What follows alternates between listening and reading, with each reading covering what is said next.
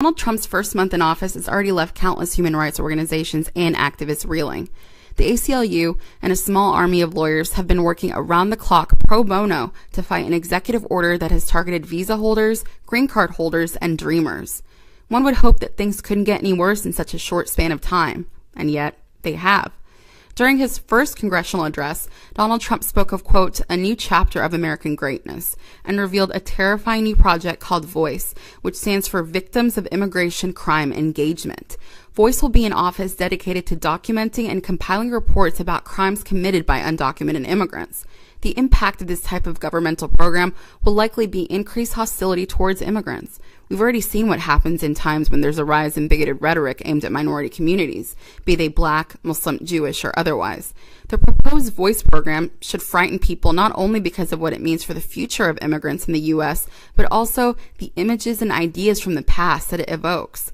In a move to isolate and vilify Jews, the German Nazi Party would run reports on supposed Jewish crime statistics in order to stoke anti-Semitism.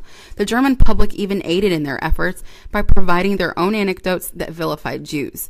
These stories would then be published by Der Stürmer, a newspaper regularly featuring caustic anti-Semitic content for the Nazi Party.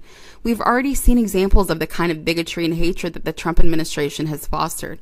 On February 22nd, for example, a man in Kansas shot 2 Indian American men at a bar, reportedly demanding that they, quote, get out of his country. One of the men was killed, and the other man, as well as a bystander who chased the gunman as he escaped, were injured. The gunman reportedly thought he was shooting 2 Iranians, according to a 911 call placed by a worker at a restaurant where the gunman sought refuge after the attack. Studies have shown that immigrants are actually less likely to commit crimes than people born in the U.S., and yet many immigrant communities are facing unprecedented hostility from both the public and the government. The VOICE program will only add to these woes, resulting in further stigmatization or even violence. VOICE may not be our generation's Nuremberg laws, but we can't afford to deny that it could someday get to that stage.